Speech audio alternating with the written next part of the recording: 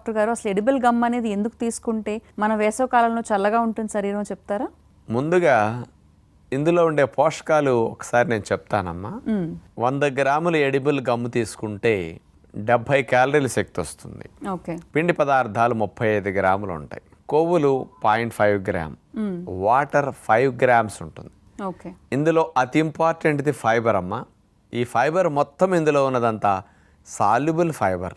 ఇది 30 గ్రాములు soluble fibre ఉంటుంది, చాలా ఎక్కువ. ఓకే. మరి ఈ ఫైబర్ వల్లే స్పెషల్ బెనిఫిట్ వస్తుందన్నమాట. ఇది మెయిన్గా వాటర్ని అబ్జార్బ్ చేసుకుంటుంది. తనకంటే 30 రెట్లు ఎక్కువ వాటర్ని పీల్చుకుంటుంది ఈ ఎడిబుల్ గమ్.